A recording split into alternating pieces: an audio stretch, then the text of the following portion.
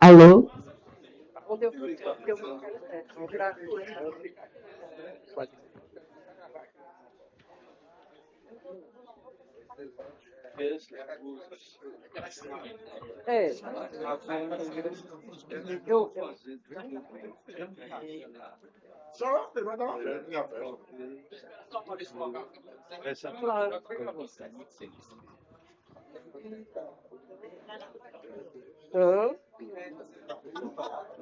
Asa, fica com o meu celular e fica aí.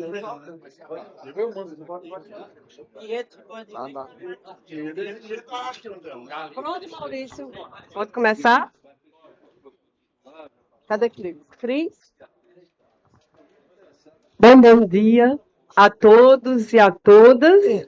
É uma alegria, uma satisfação e uma honra muito grande para a atual gestão realizar o evento de hoje em homenagem aos 45 anos desse sindicato, a ADUFPB, e que tem essa grande satisfação hoje de reunir aqui tantos ex-presidentes.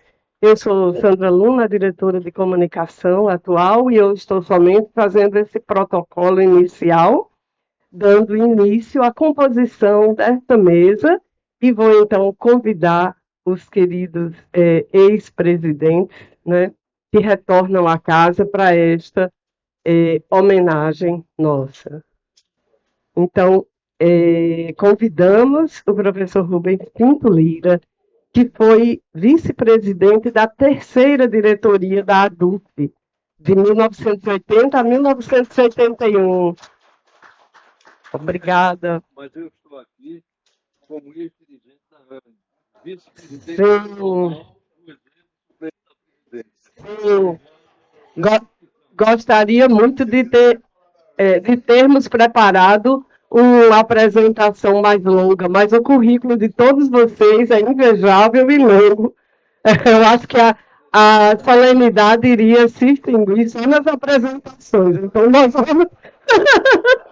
É verdade, pensamos nisso. Não, eu conheço de muitos anos. Nós convidamos agora também o professor José Arlindo Soares, que foi diretor de assuntos culturais da 4ª diretoria do sindicato. Já estão 1981, 1982. Podem ir ocupando a mesa, por favor. E convidamos, então, agora o professor Neroaldo Pontes de Azevedo, também o... Vai.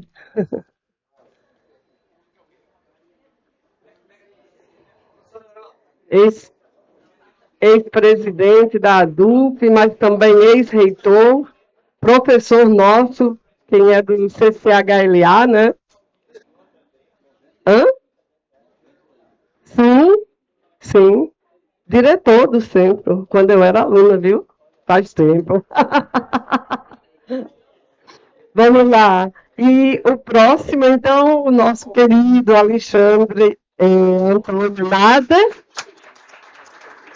E o querido aqui tem uma ênfase especial, porque ele foi da diretoria anterior, na qual eu era diretora de cultura. Então, o professor Alexandre era um apoio fenomenal. Faz muita falta na gestão. Convidamos agora a professora Maria do Socorro Xavier Batista, também muito querida, que foi da 15ª diretoria do sindicato, nos anos 92 e 93. E nós vamos também convidar o vice dela, que está aqui conosco, que é o professor Zaqueu Ernesto da Silva.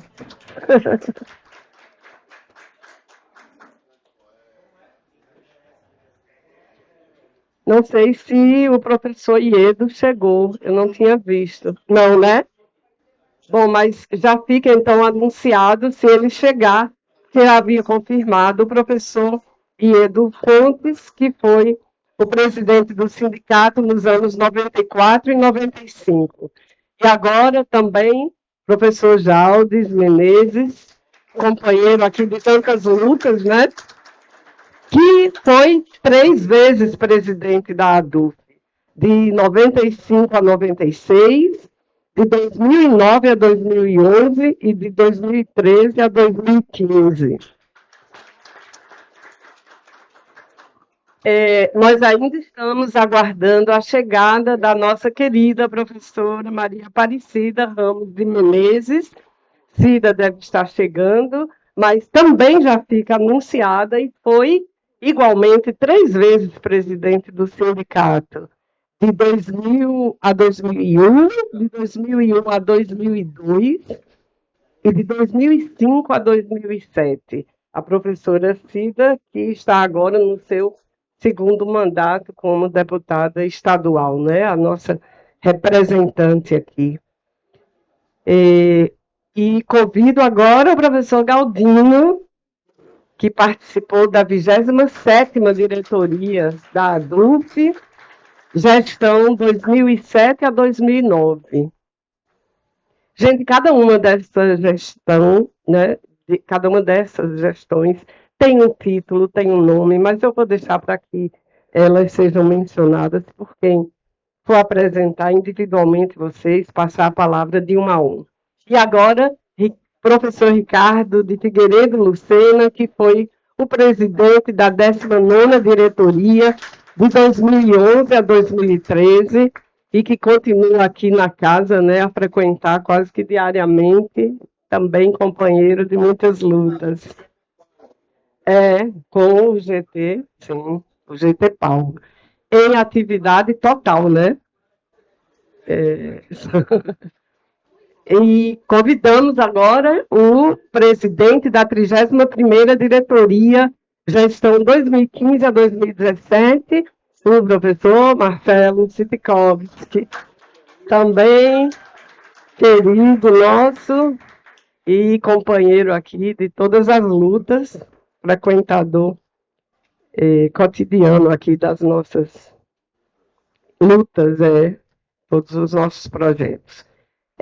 O professor Cristiano Bonô, que está ali tentando escapar da mesa, mas venha porque está agora na segunda gestão da ADUF e foi o diretor da 32ª e da 34ª diretoria, né? Que é esta agora, nossa. Seja muito bem-vindo. Conseguiu passar para mim essa tarefa, mas vou já lhe devolver. E o representante da 33ª diretoria, o também querido professor Fernando Cunha, atual secretário desta gestão. Gente, finalmente nós queremos fazer uma homenagem muito especial a alguém que foi secretária de todos esses presidentes e de todas essas diretorias.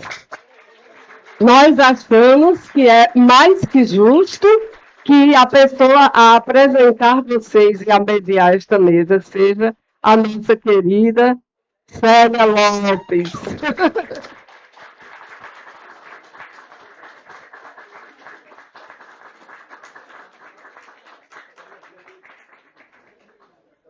Vem aqui, Celinha. Ela tá magrinha. Não, passa.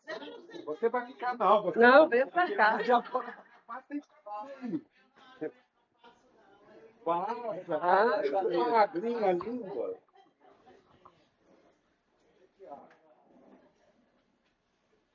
Se você não passar, as cadeiras estão erradas. Não é você. Gente, eu passo então agora o microfone à querida Célia e desejo a todos vocês e a todos nós uma excelente manhã de confraternização, de celebração deste momento dos 45 anos da ADUF-PB. Obrigada em nome de toda a diretoria por estarem aqui. Eu vou sugerir para a Celinha começar o evento, antes da gente começar a falar, fazendo uma chamada daqueles que não estão aqui porque não tem como estar mais mesmo, para que a gente possa dizer que eles estão presentes. Tá certo? Tá bom? Então, vamos lá. Eu acho que a primeira gestão. O Sandro tá. Eu não sei do Sandro. O Sandro está vivo?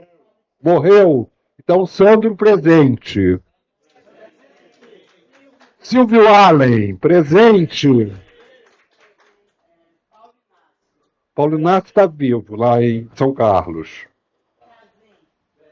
Está presente, Chazinho. Assis está muito doente, então vamos torcer por ele muito, tá bom?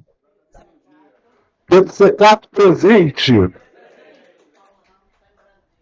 Paulo José, né? Paulo Coelho. Presente, Natanael. Pedro Secato presente também.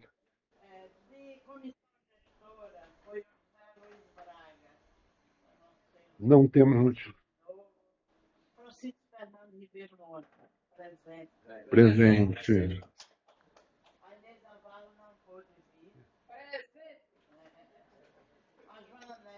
Não, também não pôde, mas está bem. Jader presente, Jader Nunes.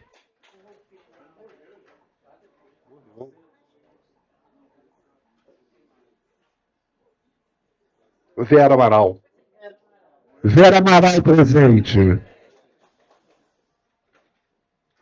Pronto, Zaninha, agora eu juro para você que eu não te atrapalho, mas eu sou muito metido mesmo. Você está convivendo comigo há 40 anos e sabe disso.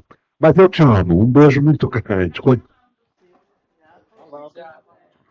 Na realidade, eu não sei nem o que eu posso fazer, porque eu sempre estive nos bastidores. Eu nunca tive na mesa, né? Eu gosto de trabalhar nos bastidores. Eu preparo, eu gosto de preparar. E eu tenho uma equipe que é excelente de funcionários que me ajuda muito, tá? Então, é uma honra, né, de estar com vocês e a gente junto, né? Então, o que eu posso? É começar a chamar. Pela ordem da chamada, Chamada. o tempo de 10 minutos para cada um, foi isso? Foi confirmado? Foi. É, 5 minutos. 5 minutos, tá lá. Então, 5 minutos para cada. Vamos começar com Rubens Pinto Lira. Depois, faz a ordem da chamada, que é a ordem cronológica.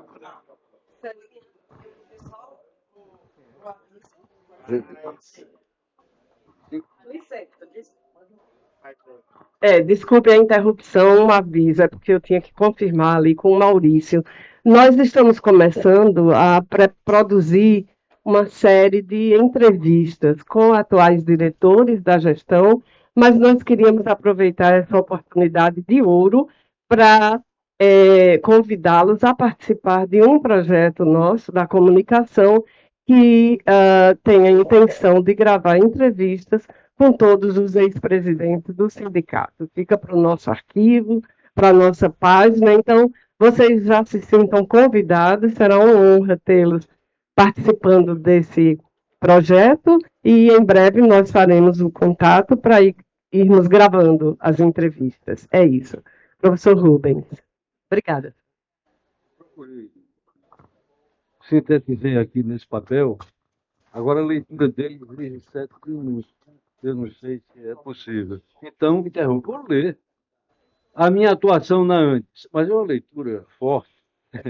A Antes no contexto dos anos 80 do século passado. Antes de fazer parte do corpo docente da UFPB, participei ativamente do movimento secundarista universitário, tendo sido por 2 vezes caçado pelo regime militar e impedido, até a revogação do AI-5, em 1979, de tornar-me professor dessa universidade. Em 1980, ingressei na UFPB, tendo organizado este ano as primeiras eleições diretas de um centro no Brasil, a do CCH. Também participei com especial empenho na luta contra a xenofobia que graçava naquele ano em nossa universidade, escrevendo um longo artigo, Reacionarismo e Xenofobia na Paraíba, o caso do UFPB, publicado em jornal e revista acadêmica, em João Pessoa, em São Paulo. Essa atuação certamente concorreu para a minha eleição em fevereiro de 81, no Congresso Fundação da Ondes, em Campinas, para o cargo de vice-presidente regional dessa entidade. Na sequência, fui eleito suplente da presidência e, em 87, eleito novamente para a vice-presidência regional. É importante frisar que minhas eleições nunca foram de caráter individual, sempre estiveram estreitamente ligadas à minha atuação na UFPB, pilar da minha representatividade a nível nacional. A década de 80 tem sido exaltada em verso e prosa, considerada com razão como a década de ouro, o período mais forte de resistência à ditadura militar, cujas lutas consolidaram a democratização da política brasileira, culminando com a aprovação em 1988 da festejada Constituição Cidadã. Nesse período, dediquei o melhor das minhas energias à construção da Andes, na companhia de colegas que alcançaram grande projeção na política, como Aloysio Mercadante Oliva, Nilton Lima Neto e Ari Fernandes, ex-secretário da Prefeitura de Campinas. E no campo científico e educacional, de Luiz Pinguelli Rosa, ex-presidente da Eletrobras, renomado físico, Antônio Luiz Ibanes, ex-reitor do UNB, Miriam Limoeiro, reputada socióloga, Renato Ortiz, antropólogo de renome nacional, entre muitos outros. Fui também colega de diretoria, além de Nilton Pinguelli e de outros ex-presidentes da Andes, Eduardo Baldijão, Oswaldo Maciel, Renato de Oliveira e Márcio Oliveira. Está relacionado à importância ao pioneirismo da Andes. Conforme ressaltei, por ocasião da cerimônia de recebimento do título de professor emérito da FPB, naquela época, atuamos em tempos românticos e perigosos, mas promissores, ao contrário de agora, repleto de iniciativas exitosas e transformadoras, tendo constantemente a ilustre companhia dos serviços de inteligência do regime militar.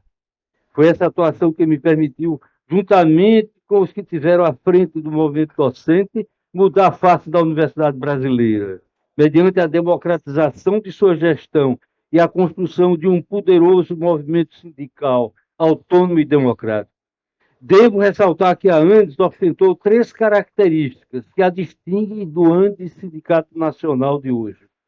Primeiramente, durante todo o período em que atuei, a Andes não era um sindicato. Nós não nos considerávamos sindicalistas, embora o fôssemos de fato, e não aceitávamos transformá-lo em sindicato em virtude dos vínculos que decorriam necessariamente dessa metamorfose, já que estávamos ainda sob o tacão do regime militar, sobre o qual os sindicatos, regra geral, populistas, não tinham representatividade nem autonomia.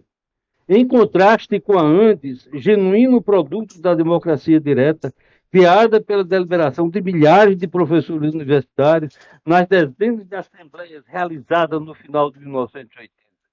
Assim, os delegados ao Congresso da Andes estavam vinculados às propostas que apresentassem por ocasião de sua eleição, sendo seu mandato imperativo.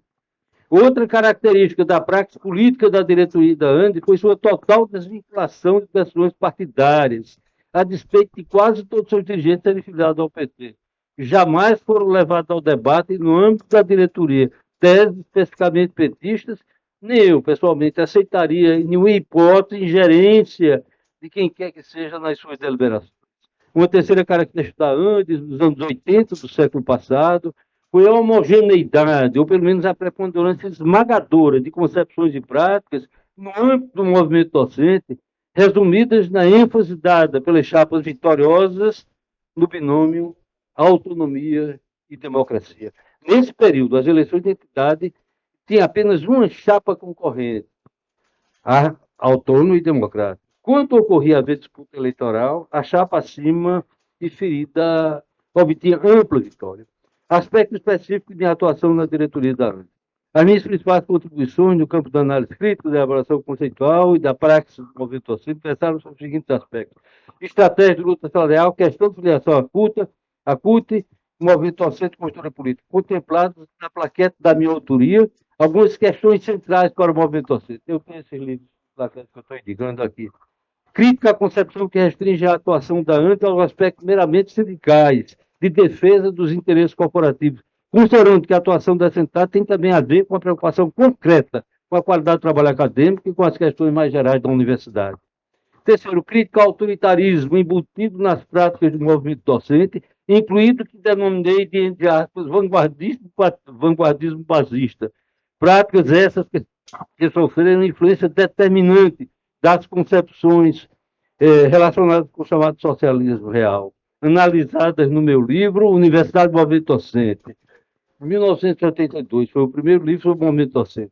Minhas discussões a respeito desses dois temas são abordadas no livro do sociólogo Marcelo Ridente, Professores e Ativistas da Esfera Pública. Está aqui também, terminando. A luta por uma Constituição democrática e progressista. Fui um dos representantes da diretoria da ANDES na sua relação com o Congresso Constituinte. Suas propostas foram por mim consolidadas em plaquete da minha autoria, uma plataforma constitucional unitária para o movimento sindical. Os dois principais tipos de constituinte foram analisados em trabalho, minha autoria, constituinte e constituição, o aspecto político e ideológico do processo constituinte. Na Paraíba, eu fui escolhido coordenador do Comitê Suprapartidário Pró-Constituinte, nessa condição, indiciado, juntamente com então o presidente da OAB, Vital Rego, na Lei de Segurança Nacional, pela organização de manifestação pública considerada ilegal, isso em 1988. Contudo, encerrando, o trabalho conjunto dos então presidentes da OAB, Márcio Tomás Bastos e Nilton Lima Neto, presidente da Andes, associado à pressão da imprensa local e nacional, levou o ministro da Justiça, Sarney, Paulo Brossard, à revogação do referido indiciamento.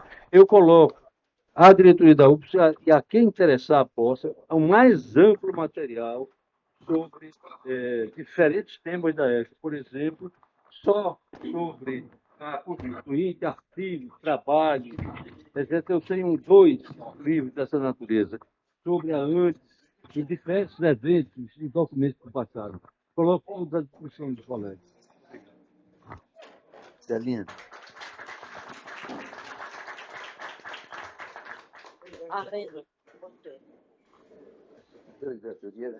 Bem, muito obrigado.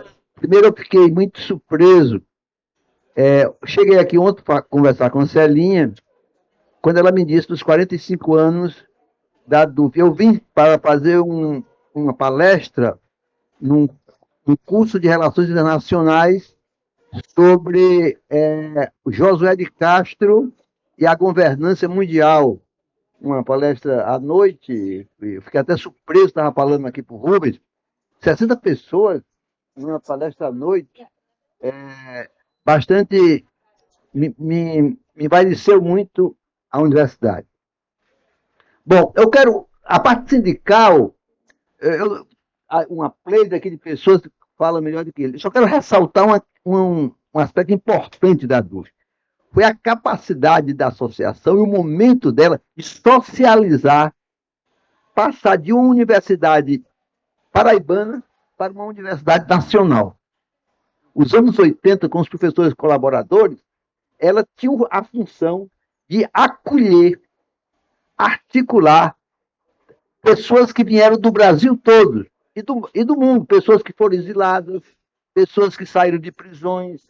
E esse aspecto foi... E por isso houve a xenofobia, quer dizer, forte aqui contra estrangeiros. Evidentemente que o pessoal podia transgredir aqui e acolá dos valores tradicionais da terra. Eu, como nordestino, eu percebia isso. Uma vez que eu falava com, olha, a maneira de ser e tal. Porque você tem que também levar em conta a cultura local. Mas a xenofobia era uma questão política, fortemente política. Era uma universidade que se transformava, como eu disse, numa universidade nacional. E aí, eu não sei se Nerualdo sabe, corria um boato aqui, na época, em 1980, 78, que Linaldo Joa, ele tinha uma relação, aquele negócio, o papel do indivíduo na história, né? É um russo, Petrano, que faz um livro do século XIX, o papel do indivíduo na história. Tem que se levar em conta isso. Diz que Linaldo tinha uma relação pessoal com o ministro da ditadura, com Delfim Neto. E que o SNI, na época, não sei se o nosso reitor comprou, isso é boato, o SNI tinha 3 categorias para professores. Tudo bem? Suspeito e proibido. Em Pernambuco, por exemplo, suspeito, o cara já estava fora. Não era contratado de jeito nenhum. E proibido. Aí o Linaldo disse assim, como não foi proibido, eu vou contratar. Então, o que o Linaldo contratou de gente no exílio não foi dessa maneira. Por exemplo, aqui em Campina Grande, ele chegava lá e sondava e trazia. Nós tivemos, no meu caso, não foi muito caso, porque eu fiz uma seleção, eu tinha sido preso há alguns anos atrás, 3 anos, na detenção do Recife, mas eu acho que não teve nenhuma influência disso, porque foi em 80, já num processo mais de democratização. Então, eu ressalto este papel da socialização que a DUF teve, de acolher, de articular tendências, trazer diferentes conceitos do mundo para a Paraíba. Eu lembro das nossas discussões, principalmente as discussões nos corredores. Sempre tinha um tema da democracia, da França, sempre tinha um tema especial que não era só o tema sindical. Para terminar, eu participei da diretoria de uma figura muito importante e que do Assis, da biologia. O Assis, aliás, eu não gostava muito de diretoria de sindicato, só eu tinha outras coisas para fazer e aí eu priorizava a pesquisa. Eu participei de algumas pesquisas nacionais com o pessoal do SEDEC, sobre sindicato em época de crise, participei de uma pesquisa grande sobre a redemocratização do Brasil pela Comunidade Econômica Europeia, para a Comunidade Econômica Europeia, mas o Assis era uma pessoa, o nível de organização, a seriedade dele, ele era um cara, inclusive, parece que era quinta-feira, a gente fazia um encontro só para organizar a agenda do mês. Eu era muito sensibilizado, mas muito mesmo, com a presença do nosso Assis, que o Neraldo conheceu muito bem, não sei se a maioria das pessoas lembram de Assis. Hein? Pois é, uma figura excepcional, e desce muito ter participado da diretoria dele. Muito obrigado, e quero dizer para a colega que eu estou à disposição, não fui presidente, mas na hora que quiser, pode ligar, Serinha liga, e ele veio aqui para dar o depoimento para vocês. Não tem muito o que acrescentar, mas posso participar dessa análise teórica sobre a importância da socialização da DUF nos novos conceitos, na nova cultura do mundo acadêmico. Muito obrigado. Eu vou quero pedir desculpa, eu vou ouvir Nero Aldo, porque eu tenho hoje um seminário em Recife sobre, está havendo a Semana da Nutrição de Josué de Castro, sobre Josué de Castro e a retomada da fome no Brasil. 15 horas, nós temos um programa lá que todo mês a gente recebe um colégio e faz uma exposição da obra de Josué. Nós temos 18 quadros lá no centro e fazemos uma exposição, passamos um filme e trazemos o debate para um colégio público. Todo mês nós temos um colégio que a gente recebe. Muito obrigado e foi muito bom ver vocês.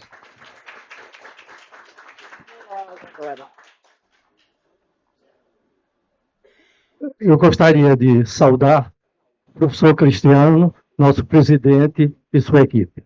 Saudar nossa querida Célia, aqui ao meu lado, muita honra, e a sua equipe. Saudar nossos colegas professores pela celebração do Dia do Professor, pela comemoração dos 45 anos da nossa querida ADUF-TV. Tive a honra de ser presidente da então ADUF nos primeiros anos 1989-1990. Quero registrar o nome de cada um que compunha a diretoria Gestão Convocação. O primeiro deles, o vice-presidente, que saudade, João Medeiros. Na secretaria-geral, Tereza Formiga, tesoureira do Umbolino, diretor de assuntos jurídicos, Paulo Coelho, diretor de assuntos culturais, Leona Chaves, diretor de imprensa e divulgação, Milton Marques, assessores, Joaquim Feitosa, Inês Navarro, que grande colega aqui, Jader Nunes, que se foi tão cedo, Lindenberg, Medeiro. Nós temos a alegria de ter no Brasil um governo novo, livrando-nos daquilo que, de tantas perversidades buscou desmantelar a universidade pública. Quero me congratular com todos aqueles que vêm sofrendo com o desastroso reitor de nossa UFPB. Seu tempo está terminando, felizmente.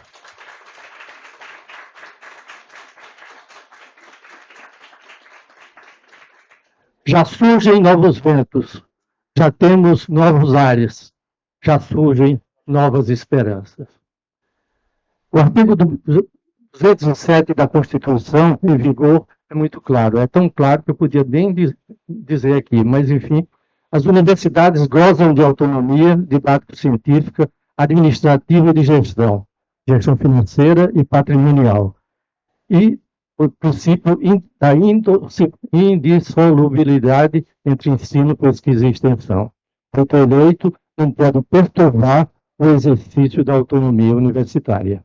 A Constituição Cidadã, de 1988, foi inovadora nos seus aspectos dos direitos individuais, sociais e coletivos, autonomia universitária, liberdade acadêmica e financeira.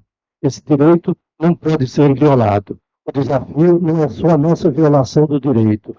O desafio é a autonomia. Quero me congratular com todos aqueles que vêm sofrendo com o desastroso reitor, o reitor atual, que tanto mal tem feito e vem fazendo a nossa universidade, a nossa querida UFPB. É verdade. Muito obrigado. Muito obrigado. Seu tempo está terminando, felizmente. A universidade, por meio dos seus professores, dos estudantes e dos funcionários, vem trabalhando. Já sentimos novos ventos, já temos novos ares, já surgem novas esperanças. Mas não estamos aqui hoje para ensinar Padre Nosso e a Vigário. Estamos aqui para comemorar, para festejar nossa ADUF-PB, nestes 45 anos. Todos nós conhecemos a nossa luta. Estamos aqui para saudar a UFPB, estamos aqui para vê-la preservada, estamos aqui para comemorá-la.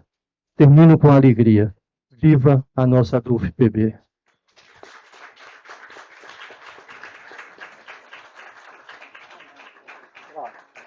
O próximo é o Alexandre. E as falas que me antecederam foram todas falas de depoimento, acima de qualquer coisa, e eu tenho certeza que se eu fosse fazer uma fala nessa perspectiva, eu ficaria muito aquém do que já foi apresentado, além de não ter muito a ver comigo mesmo, porque eu, acima de qualquer coisa, sou um danado de um teórico. Eu, quando era físico, trabalhava na área de física teórica, teoria quântica de campos, e quando virei historiador, trabalho na área de teoria da história. E, desse modo, a minha fala vai priorizar a dimensão teórica da coisa. Tá? Eu quero dizer que eu vou começar a fazer o contrário do Neroaldo, para eu não ter que fazer isso ao final, porque eu tenho medo de ter que correr um pouco, porque eu só tenho 5 minutos. Eu vou começar dizendo: viva a ADUF! Ela é fantástica, tá? Ter sido presidente dela, ter sido diretor dela em várias gestões, ter conhecido, mesmo fora da diretoria, vários presidentes, entendeu? Alguns deles viraram reitores, tudo. Foi uma experiência riquíssima também. Eu virei gente quando eu vim para a UFPB. E virei gente quando virei sócio da DUF, e assim que cheguei na UFPB. Então, agora eu vou começar. Isso aconteceu quando eu tinha 28 anos. Agora estou com 70, quer dizer, eu aproveitei bem a minha vida, afinal de contas. Né? Bom, eu queria começar nessa perspectiva teórica, que eu vou trabalhar, recordando vocês uma data que o Rubens já mencionou aí, mas que eu acho ela. E que a gente precisa pegar o significado dela com muita precisão, que é o ano de 1968. Por tudo que aconteceu por ali, né, e que culminou e que se cristalizou em 68, 68 é o ano em que o capitalismo começa a perceber que, se ele não virar o jogo, né, com as facas no dente, ele corre um risco. Então, 68, de fato, é um ano em que o capitalismo começa a fazer sua virada. Para quem gosta de pensar, eu sei que o Jarbas é muito bom nisso, eu acho que 68 é o ano em que fica muito claro, né, que a sociedade do Monte Pelerin vai fazer tudo para, se puder, jogar na lata de lixo da história o trabalho de John Maynard Keynes. Tá? Ela já estava fazendo isso, mas daí para frente há uma inflexão de aumento de intensidade, que é uma coisa muito séria. Tá? Muito séria mesmo. E isso se traduz, a partir de 68, com o que a gente chama de revolução, entre aspas, tecnológica, que tem duas grandes consequências para a gente trabalhador. Né? As novas tecnologias de informação e comunicação e delas decorrentes novas formas de organização e gestão do trabalho. A partir daí começa tudo. Terceirização, precarização, né?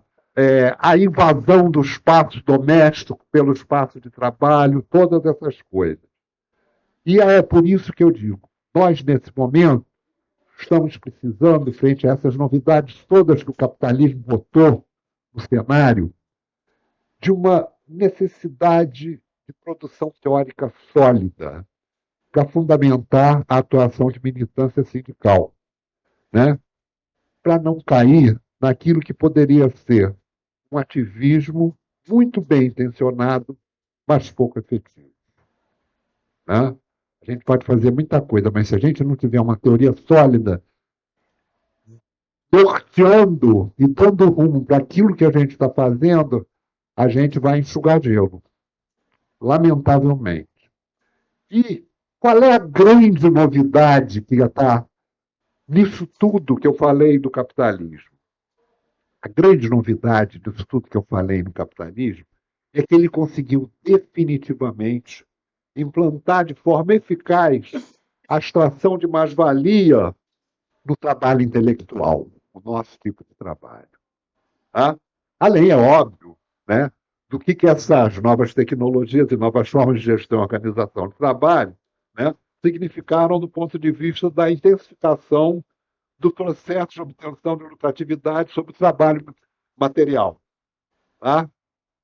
Ou seja, e aí eu vou ter que ir a um meu teórico muito querido meu, aquilo que Gramsci, na década de 30, chamou de autonomia relativa dos intelectuais e dos trabalhadores intelectuais, foi fragilizado, foi reconfigurado, foi reduzido.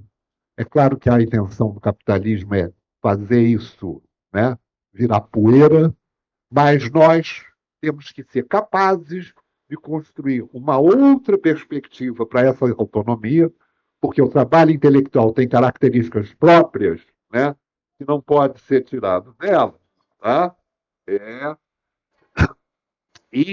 Portanto, dá a ele um aspecto de singularidade. Tá?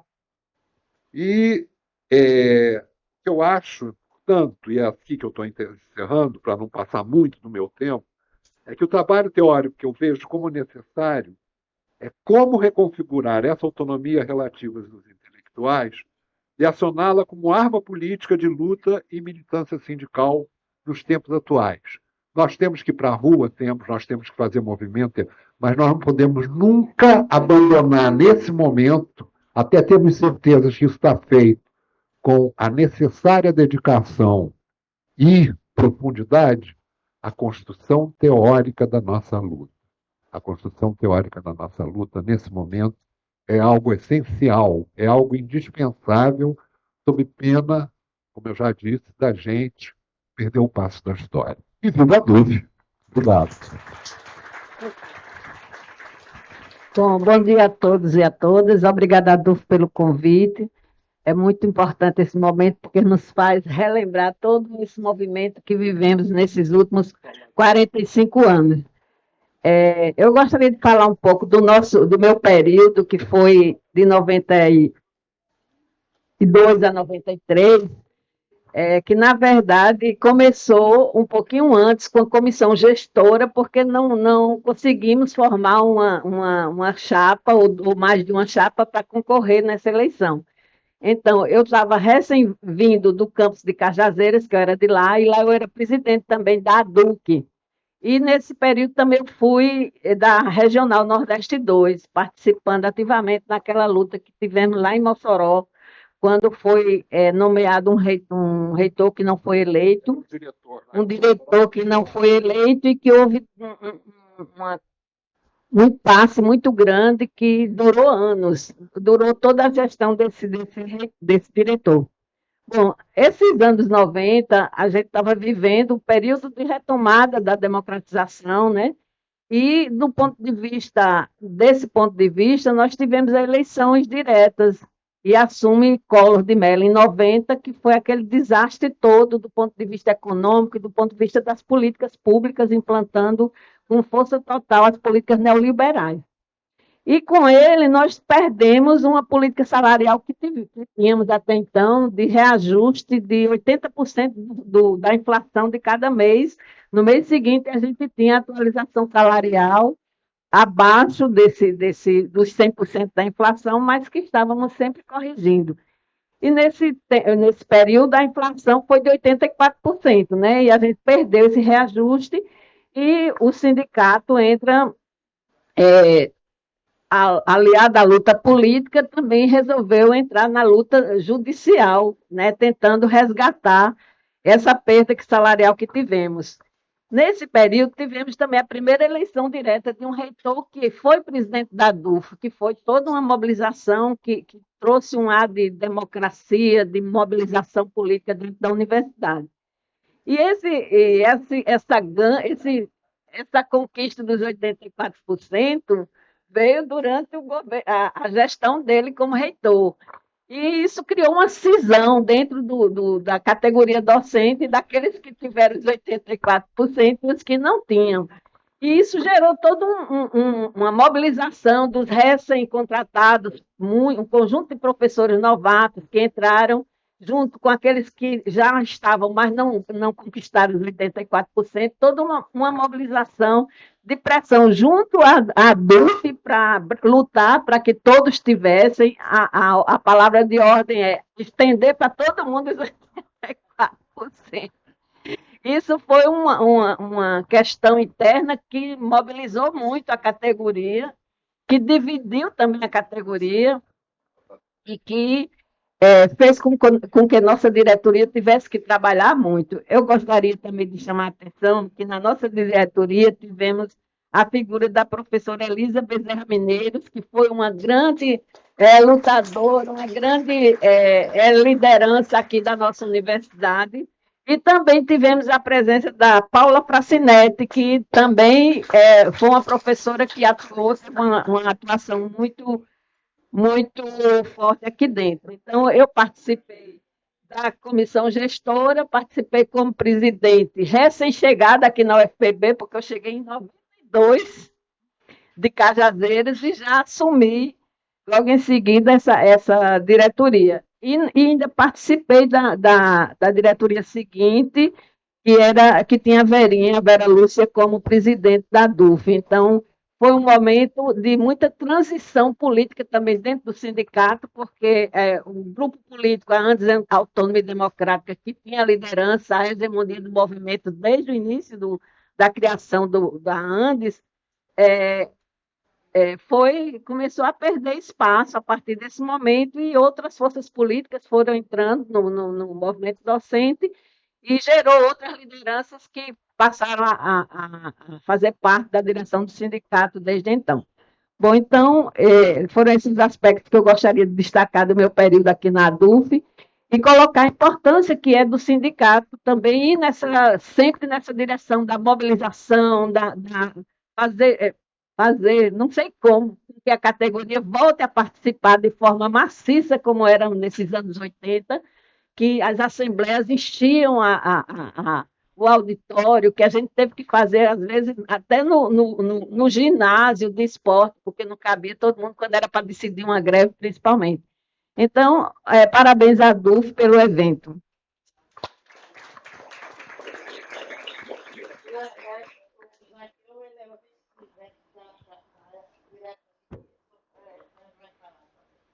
Bom dia, senhores. Bom dia, senhoras professoras.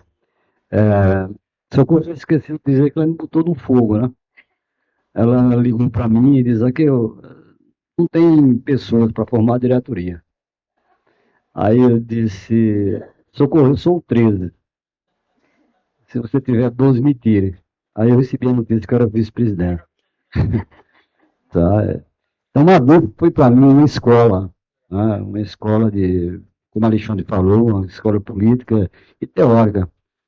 Me lembro na saída do CP, Silvio Franchiale me abordou após a intervenção e disse: Pô, você é um bom companheiro, mas falta uma fundamentação teórica. E essa fala dele eu nunca esqueci, leva para toda a minha vida, em que toda situação se deve ter uma fundamentação teórica. São os pensadores que verdadeiramente nos ajudam. Tá? Então, eu tive na figura de Silvio Franchiale, Paulo Coelho, Paulo Inácio, Pedro Secato, Joana Neves, Eleonora, Vera Amaral, professores excelentes do ponto de vista de conhecimento da universidade. E nisso tudo aí eu construí a nossa trajetória dentro da universidade. Eu deixo registrado aqui o período que Socorro falou, a situação em que nós teríamos que assumir a DUF. Tá? Nero foi o primeiro candidato verdadeiramente da DUF que tirou os indicados, né, pelo sistema à reitoria. Quando a gente perdeu uma eleição com o Francisco Pereira Nobre, que depois perdeu uma eleição com o Francisco de Assis, e Neraldo enfrentou o Mirabeau, que na época fez um discurso, né, de permanência no poder, e Neraldo conseguiu derrotar, eu acho que 2% dos votos, foi mais do que isso. Mirabeau desistiu, e Neraldo teve que enfrentar Damião. Né, e Neraldo ganhou a eleição nessa situação. Então, o que aconteceu? Quando aconteceu que foi a primeira gestão democrática que assumiu a DUF, foi a gestão do Neraldo. Tá certo? E criou um conflito com a DUF, porque Neraldo precisava administrar a universidade e seus membros de diretoria, de gestão da UFPB, eram todos da DUF. Então, Neraldo teve que chamar o pessoal da gestão democrática, que ele queria implementar na universidade, e a DUF ficou sem, digamos assim, seus quadros mais que exerciam a liderança na época. Você tirou eles da DUF. E nós tivemos que aceitar isso, né? Em prol da universidade. A universidade estava acima. E, como militante da DUF, ele teria que defender os interesses verdadeiramente que a gente acreditava em termos de ensino público e gratuito. Esse é um registro que eu gostaria de fazer. Outro registro que eu gostaria de fazer aqui não é nada interessante, né? Então, na época que a gente participava do movimento, que ele era mais intenso, o movimento docente, né, a gente tinha uma formação na Andes que os professores do ensino privado participavam da Andes, eles faziam parte dos professores do ensino privado. Só que nessa época, eles tinham algo em torno de 18%, 19%, 20% do ensino no Brasil. Tá? E a gente era 80%. Infelizmente, essa pirâmide foi invertida. Tá? E é uma situação que eu vejo hoje, que uma das grandes lutas pelo ensino público gratuito está sendo vencida pelo ensino privado. E o ensino à distância também está tirando nossos empregos. Então, é uma luta que nós temos que verdadeiramente enfrentar. Essa interrupção do governo Bolsonaro foi uma salvação do nosso país. Tanto os termos de todos os serviços públicos iam ser dizimados, né? Em particular, a saúde e a educação. Então, graças a Deus que a gente tinha uma figura como Lula que foi capaz de, com sua liderança, com seu conhecimento do Brasil, enfrentar esse sistema, ora implantado no país. Então, nós devemos agradecer ao presidente Lula e agora fazer uma pressão sobre o nosso atual governo para ver se a gente começa a recuperar a participação do ensino público e gratuito em todos os níveis, deve ser recuperada. Essa é a pressão que deve se fazer no Ministério da Educação. Então, é isso que a gente vai sentir, é a nossa luta atual. Tá? Fazer recuperar o governo Lula, ampliar o ensino público e gratuito em todos os níveis e reforçar o quê? O SUS. Nós não podemos esquecer que nossa luta é conjunta com todos os setores da sociedade. Então é isso que eu queria deixar registrado aqui e apelar e fazer a chamada para a direção da ADUP para que a gente tente refletir sobre essa situação atual do ensino. Eu desafiaria todos nós que estamos aqui, quem é que não tem um filho no ensino privado? Tá? Quase todos temos. Tá? Na minha geração de 1980, era feio dizer que era aluno do IP. Hoje não. Hoje parece que é feio dizer que é aluno da UFPB. Então, essa é a recuperação que nós temos que fazer do nosso ensino, e a DUF tem um papel fundamental nisso aí. Viva a DUF e viva a UFPB. Antes de passar para o próximo, eu queria lembrar uma coisa muito triste que aconteceu durante a nossa gestão, que foi a morte de Silvio Franchiali. Eu tive que ir reconhecê-lo no hospital, fazer... No IML, foi a primeira vez que eu vi alguém morto, assim, numa pedra, assim. Foi uma situação triste. O enterro dele foi uma coisa linda aqui, né? O canto da Internacional aqui, durante a cerimônia de velório, foi a coisa mais, assim, emocionante que eu vivenciei durante esse período da minha... Foi.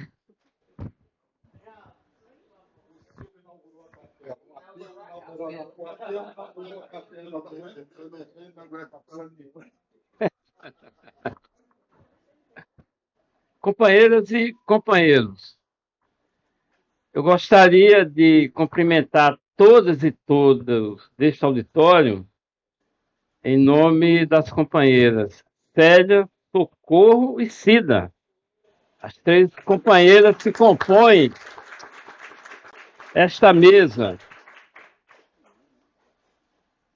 Sim, Nana, que está ali, mas não está na mesa, e todas as companheiras que compõem essa mesa.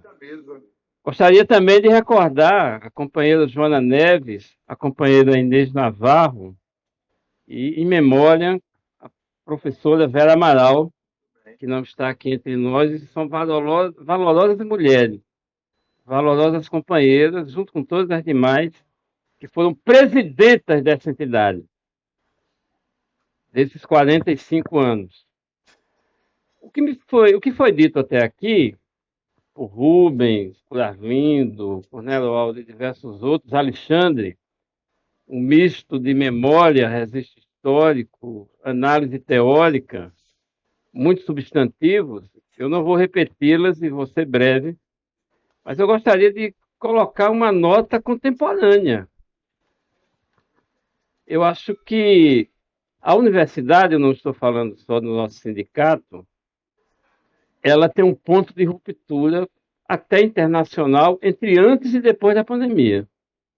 Porque isso tem incidência sobre o ensino, sobre a pesquisa, Alexandre apontou bem, mas sobre as relações sociais entre todos nós. Alguém falou aqui, não sei se foi Zaqueu, de bate-papo entre... Estava conversando isso antes da reunião aqui, não foi, Samir? De bate-papo entre os professores na esquina da universidade. Eu digo que isso acabou, porque as nossas relações virtuais, as nossas reuniões, os nossos seminários, às vezes têm mais potência social do que essa conversa de corredor. Ou seja, são novos tempos, são novos desafios. Claro, a partir da acumulação que nós temos do passado, e nós vivemos indiscutivelmente, eu vou aqui chovendo molhado, uma encruzilhada decisiva da história humana. Eu acho que eu estava recordando aqui um historiador, não é um papo erudito isso não, mas um historiador da época romana clássica, um sujeito fundamental na fundamentação do Império Romano, que é Tácito, é o fundador do conceito de pax. Inclusive, eu estava lembrando que na segunda diáspora judaico-romana, a ideia de pax era o quê? É colocar uma placa de paz depois da dizimação, depois do genocídio de todos que enfrentaram a batalha. A gente poderia aqui recordar também Euclides da Cunha, nas páginas fundamentais de O Sertão, que apenas 4 crianças bufavam em frente aos tambores.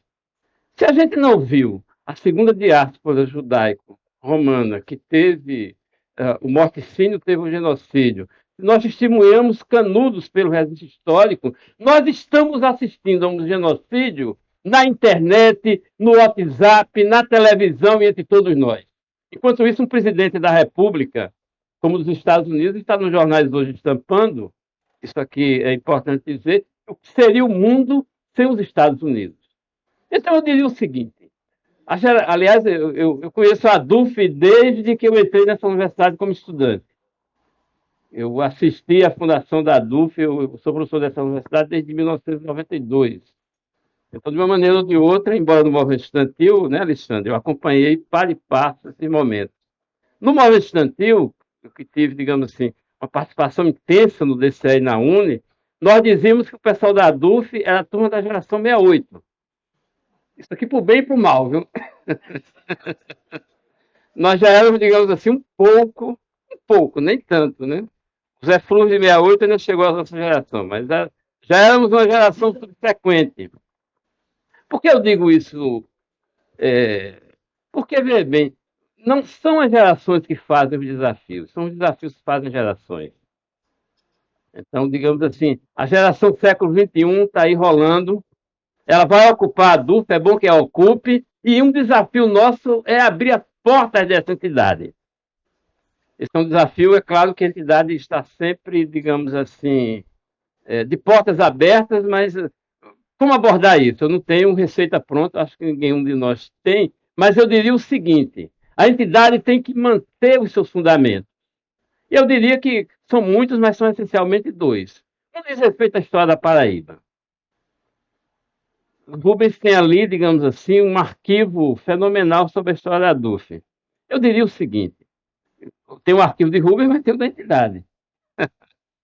Né? É impossível contar a história dessa UFPB durante esses 45 anos ou mais, ou seja, do fim da ditadura até hoje, sem consultar esses arquivos. Isso é fundamental. Isso é uma memória organizada. Isso diz respeito, digamos assim, à sistematicidade política dessa entidade. Isso significa o seguinte, que o grande guardião desta universidade, principalmente nesses momentos de intervenção, é o papel político desempenhado pela DUF. Isso merece aplausos, isso merece referência permanente. É isso uma forma de colocar de braços abertos essa entidade às novas gerações. A segunda é a seguinte, é que a entidade tem passado, mas ela é contemporânea de seu tempo. Ela é contemporânea da nova Pax Romana. Ela é contemporânea do genocídio que está se avizinhando, que já é muito grande. Ela é contemporânea das lutas que virão. E, por isso, esta é uma entidade que tem vida e esta é uma entidade que tem história. Então, era isso e muito obrigado.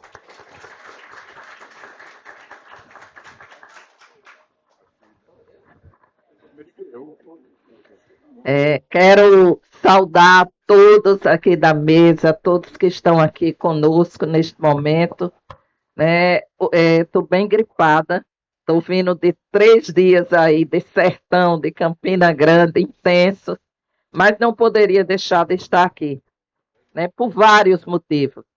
Eu quero iniciar a minha fala dizendo, Celinha, eu vejo tantos aqui, tantos outros que não puderam estar aqui, mas você é a permanência entre nós. Fico muito feliz. Entrei nesta universidade em 1983, mas pela ADUF eu tenho uma relação que é bem anterior.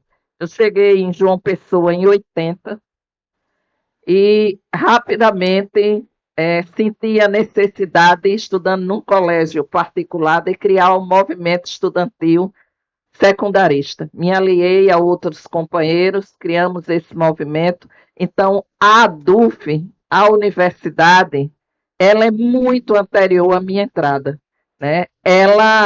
Aqui eu estive várias vezes, antes mesmo de entrar na UFPB, com o professor Chazin, com o professor Assis, com o professor, quando entrei com o Secato, mas Chazin e Assis, eu construí uma amizade mesmo antes de entrar como aluna. Então, a ADUF, para mim, é essa relação de longas datas. Quando eu entrei em 1983, eu posso afirmar que sou professora titular, mas a minha trajetória, o meu memorial, eles seriam extremamente incompletos sem a presença da ADUF, né? A ADUF, ela me deu sempre, desde a graduação, a relação com os professores, mas ela me deu referência, me criou possibilidade de uma educação política, porque, Socorro, olho todos aqui e sei que travei muitas vezes a luta política em posições diferentes com muitos que estão aqui. Neroaldo foi meu diretor de centro, né? Travei e fiz parte dessa renovação que você faz referência aqui, mas nós mantínhamos um respeito, mantínhamos os valores e isso que já os fundamentos da ADUF, né? Fundamentos baseados na defesa intransigente da universidade pública, gratuita, de qualidade, na defesa de uma entidade sempre representativa das lutas, jamais associada à instituição, né? Mesmo quando tivemos Neroaldo, como tivemos Jada, sempre soubemos fazer essa diferenciação, né? Eram companheiros que estavam na reitoria, mas a gente sempre soube qual era o papel de cada um e quais as funções de um sindicato. Penso que aqui aprendi que a ADUF é a instância de mobilização, de organização, de defesa da categoria, mas é uma instância de produção de conhecimento sobre a universidade, sobre a categoria, sobre o país. Então, me orgulha muito estar aqui. Eu fui presidente dessa entidade por 3 vezes, né? Fiquei conhecida, né? Até hoje tem pessoas que brincam comigo que dizem eu era para ter terminado o curso 2 anos antes, mas você foi presidente 3 vezes da entidade, todas as 3 vezes teve greve. Eu era conhecida como, lá vai Cida presidente, já sabe, vai ter greve, né? E de grandes mobilizações.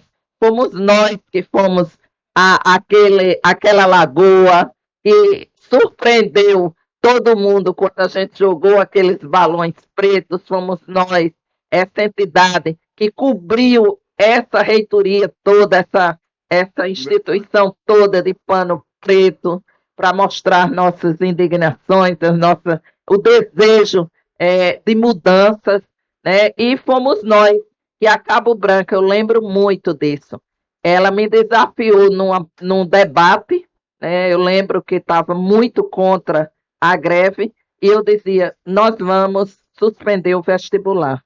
E eles diziam, jamais você vai conseguir isso. Eu digo, então, a próxima semana a gente vai saber quem tem razão ou quem não tem. E nós conseguimos, sim, suspender o vestibular numa das greves que realizamos. Eu digo isso tudo para reafirmar algo. Se hoje eu sou professora, mas estou com uma função de deputada, devo muito a essa universidade, especialmente a ADUF. Repito isso sempre. Quem me colocou ali foi a UFPB, e quem me colocou ali foi meus companheiros da ADUF e os servidores e estudantes dessa universidade. Portanto, tenho muita gratidão e tenho muito compromisso com a instituição, com a ADUF. Quero vê-la cada vez mais forte, com vida longa, e que a gente, no governo Lula, que é um governo que tem aí muitas oportunidades de restituir a soberania do país, mas a autonomia da universidade. Ontem tivemos isso, né? O reitor eleito é reitor empossado, mas nós precisamos que o conhecimento, né, que a ciência e a tecnologia voltem a ocupar o papel que lhes é reservado num país que deseja soberania. Portanto, hoje só agradecimento, gratidão, Célia, por poder estar aqui entre companheiros, professores tão valorosos que fazem e fizeram história nessa universidade. Vida longa, ADUF. Um abraço no coração de vocês. Bom dia a todos e a todas. Depois de uma aula aqui desses 2 professores, né? Somos avós em comum de mesmo neto. É isso? São os 3 avós aqui juntos, né? E eu queria agradecer o convite da direção da DUF e queria iniciar fazendo a homenagem à Celinha. E antes do início da solenidade, eu estava sentado perto dela e disse assim, imagino, eu fiz parte desse tudinho aqui. Ela me dizendo isso, mas você sempre faz parte de nós, certo? Não só você, como você representa tão bem todos os outros funcionários, mesmo aqueles que já se foram. No caso de Marcelo, foi uma figura muito importante entre nós.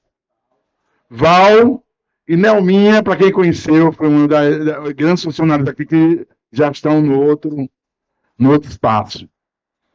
E eu queria, antes de iniciar, após essas aulas de história de Alexandre, de fundamentos históricos, e tantos outros colegas aqui dos amigos, que eu aprendi muito hoje, depois dos meus 40 anos de sala de aula, estou aposentado, mas nunca deixei de estar aqui na DUF, presenciando, participando dos movimentos. Talvez, às vezes que eu não esteja aqui, é por um motivo superior, mas estou sempre presente aqui, participando de todos os movimentos.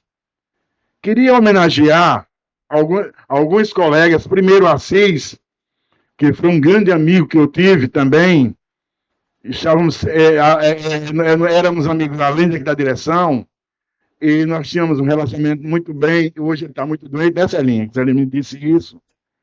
E eu queria homenagear alguns colegas da diretoria, da minha diretoria, que foi Clodoaldo, que já partiu dessa também, professor Clodoaldo. Tive a honra de ter a professora Aparecida como minha vice-presidente, imagine só, que honra, né? Professor Jamilton, professor Jair, professor Everaldo Moreira, professor José Antônio, professora Terezinha Diniz também, que já partiu desse espaço. Terezinha Diniz, que foi uma das figuras brilhantes, uma pessoa muito participativa, com certeza, se ela estivesse entre nós, estaria aqui nessa homenagem, com isso.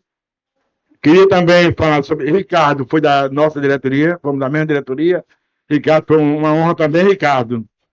Professora Herbênia, professor Gesiel, professor José Pessoa Cruz, que já partiu também deste mundo, tá certo? Quem conheceu foi uma pessoa maravilhosa, foi uma pessoa assim, muito participativa de Bananeiras, certo? Participou ativamente da sede da construção de Bananeiras, que foi praticamente conhecido comigo e outras gestões aqui, associados. Francileide e o professor Jaimar, que era lá do CCA, que ele estava até, o CCSA, ele estava até aqui ontem. Falei que eu tive um prazer de conversar com ele. E eu dizia, falando um pouco da DUF, eu começaria com esta frase brilhante que está aí. Quem tem sindicato não está só. E esta frase, ela prevalece para todos os anos, desde a fundação até hoje. Eu nunca vi uma frase tão bem colocada no cartaz. E eu nunca estive só. E sempre estive muito bem acompanhado com grandes companheiros que perpassaram por aqui, por estes momentos.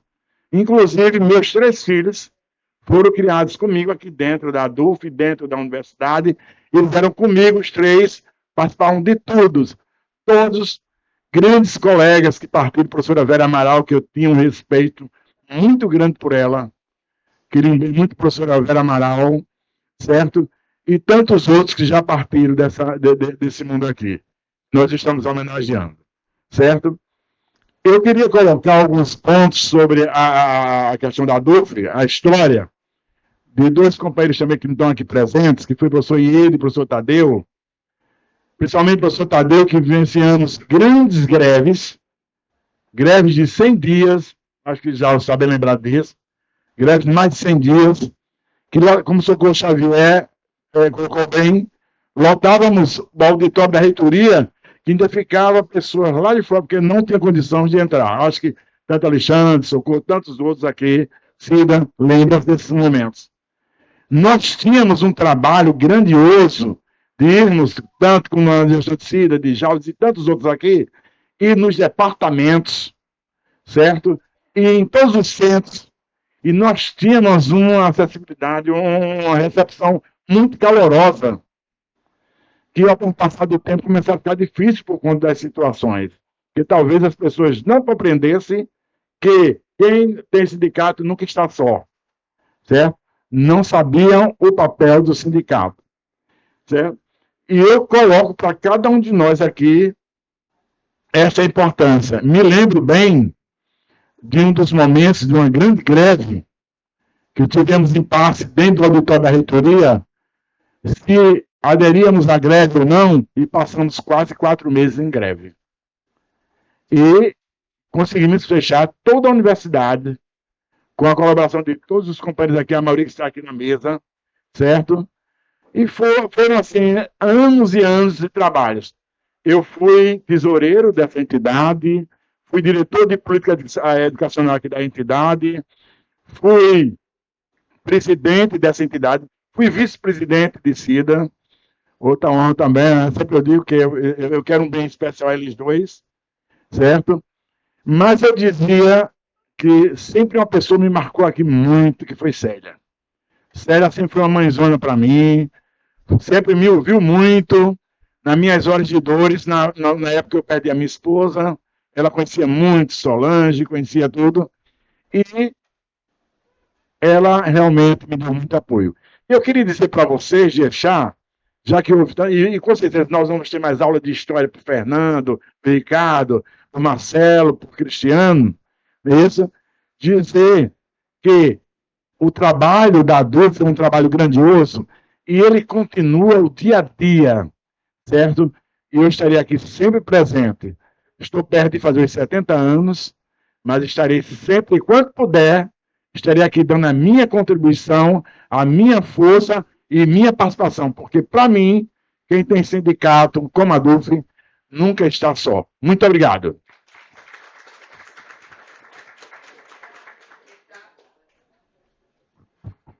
Tem certeza que sou eu, Celinha, não é Marcelo, não?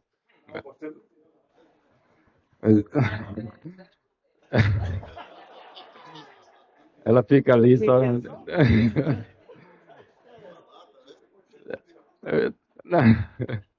Bom, eu quero saudar, eu vou saudar primeiro a todas as pessoas aqui presentes nessa mesa e a todos os demais que estão aqui nos assistindo hoje.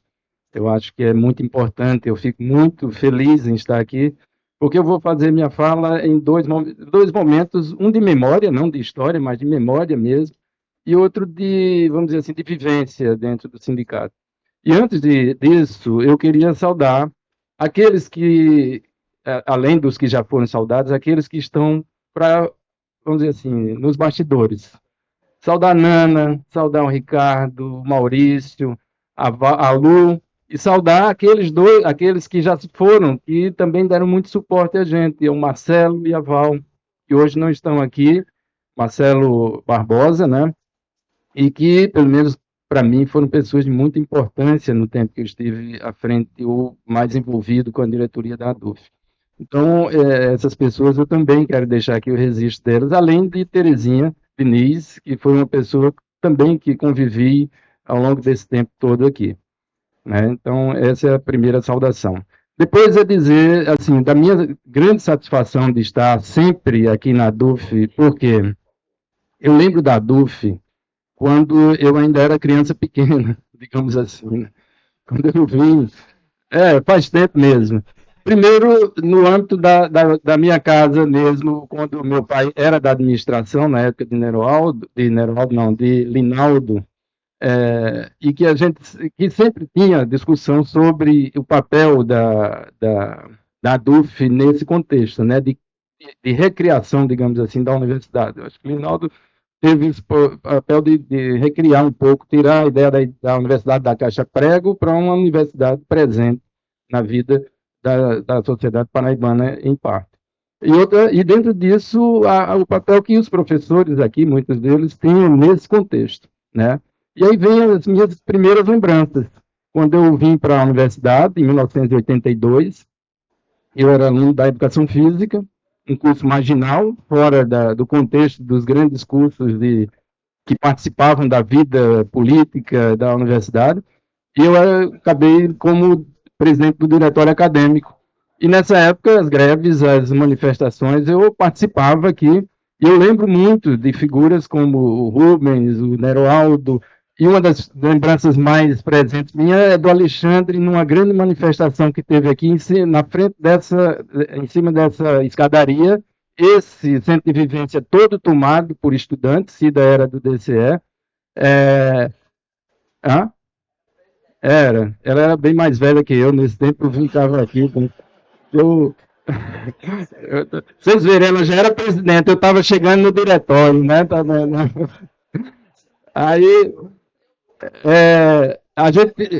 e eu lembro, a DUF presente nesse momento tinha isso, e era uma admiração muito grande que nós tínhamos pelos professores que compunham essa entidade, né? Então, desde então, e lembro das primeiras eleições para reitor, que a DUF lançou uma chapa sextupla, né? Eram 6 nomes que concorriam um dos debates, eram debates muito acalorados, então, enfim, eu me sinto, desde então, como partícipe desse processo, né? Porque eu mesmo, enquanto estudante, admirava e vinha para cá para aprender com os discursos, aprender com as práticas, aprender com as relações que estavam postas aqui.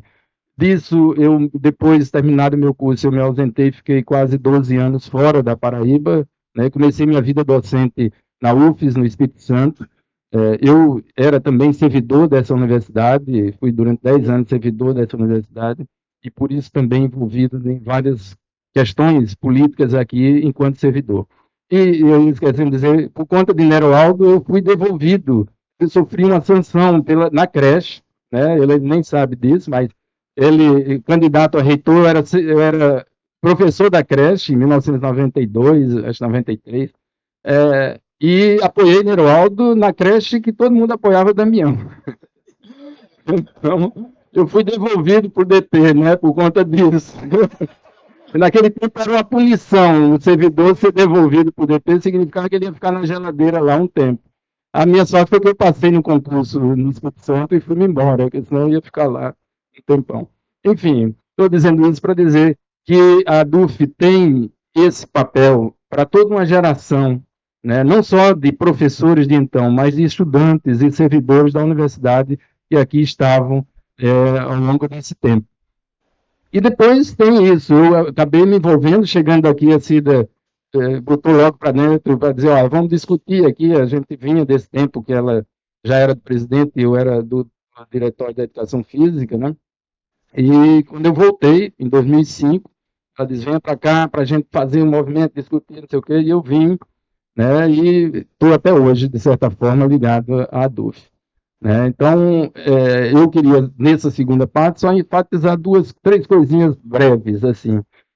O papel que o sindicato tem de ser, além de reflexivo, além de crítico, ser propositivo. Né? Eu acho que a gente tem que manter sempre esse caráter propositivo do sindicato.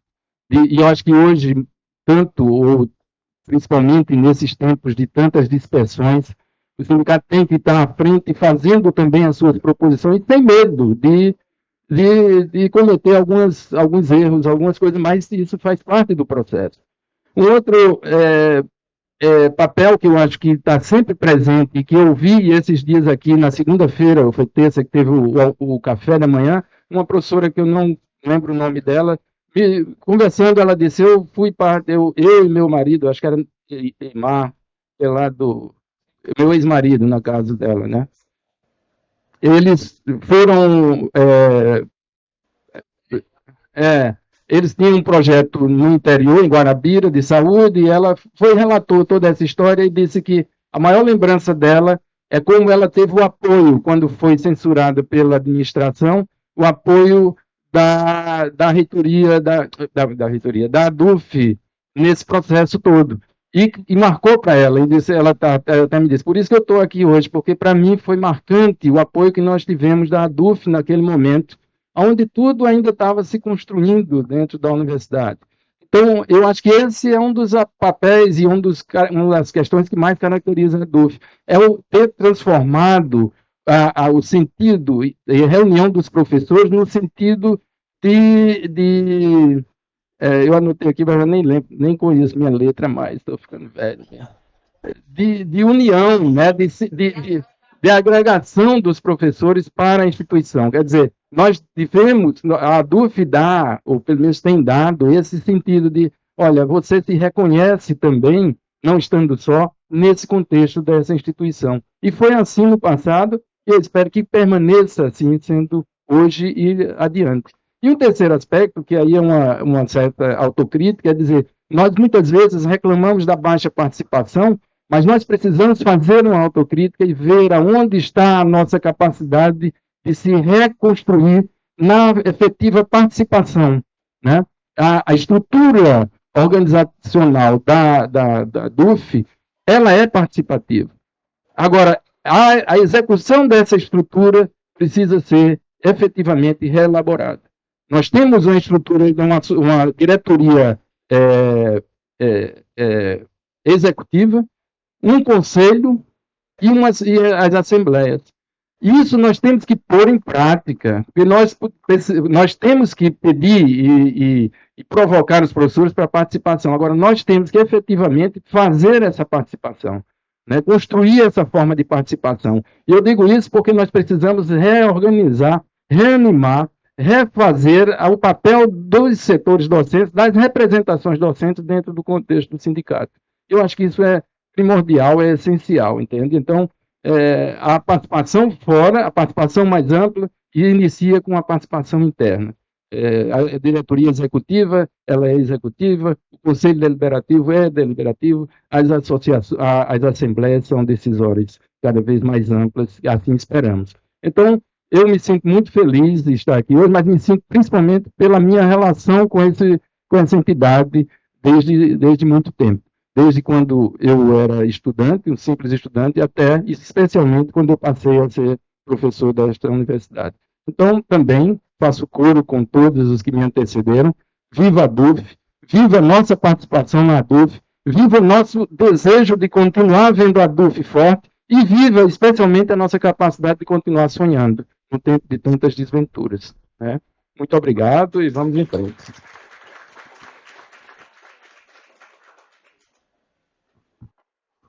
Bom dia a todas, todos. Eu quero cumprimentar todos os companheiros e companheiras que aqui estão, assim como alguns fizeram, em nome da nossa querida Celinha. Como bem observou Cida, Celinha é um ponto de continuidade aqui entre nós, né? Dividindo, organizando tarefas, né, de uma equipe, como ela mesmo observou, né, engajada, comprometida, né, tá aqui Lu, né, Ricardo, Maurício, Zé Balbino, né, Val e Marcelo, que nos deixaram de forma tão trágica, né, e o conjunto de servidores, né, que estão na sede da praia, que estão na sede em Areia, em Bananeiras, no Litoral Norte. Então, meu cumprimento às gerações que nos antecederam vai a estes funcionários e funcionárias que se dedicam, né, diariamente ao funcionamento do sindicato. E já que eu falei das gerações que nos antecederam, e aqui está bem representada, com as ausências justificadas e aqueles que partiram, eu queria lembrar, fazer referência a isso, para mim é muito importante, porque as gerações que nos antecederam construíram um legado que hoje está sendo recuperado na memória, na história desse sindicato, que funciona como farol para nós. A história que vocês construíram, me refiro àqueles que nos antecederam, é importantíssima, porque é a história de um sindicato que tem como eixo central a defesa da educação pública, gratuita, de qualidade, que deve cumprir uma função social nesta sociedade. Eu reputo isso como algo da máxima relevância. Eu fiquei com dificuldade de organizar o que iria falar hoje. Na verdade, brincava até, olha, pode falar de tudo, porque não falta assunto, temas para serem abordados no momento em que nós participamos das diretorias no sindicato. Mas eu quero também fazer referência, como fez o professor Neroaldo, àqueles que dividiram conosco a gestão que eu tive a honra de encabeçar na condição de presidente. Então, a companheira Francileide, mais conhecida como Franci, a Maria Aparecida Bezerra, né, a Hélida Valério, né, a queridíssimo Antônio Nader, Alexandre Nader, né, a Terezinha Diniz, que nos deixou, Eduardo Guimarães, Carlos Cartacho, meu companheiro, camarada Fernando, Luiz Tadeu Medeiros, Gutenberg, que está aqui também conosco, né, a Péricles, a José Pessoa, que também, lamentavelmente, nos deixou, né, ao Zé Eduardo Espínola, né, a Baltazar, que está aqui conosco, Cristiano Bonô, atual presidente do sindicato, Luciano Gomes e Marino. Este era um grupo que já vinha de uma construção anterior. Aí eu vou fazer uma referência muito rápida à minha chegada nessa universidade. Em 2008, quando ingressei como docente na UFPB, né, eu já tinha experiência no movimento sindical muito rápida na do FEP, como professor substituto. Eu, no mesmo momento que assinei o contrato substituto, fui lá e me filiei à do FEP. E vim para cá e encontrei esse sindicato de portas abertas, né, como bem observou Jaldes. Sindicato, eu saí, assinei o contrato na reitoria e vim embora para cá assinar minha filiação à do UFPB. Isso é muito importante, né?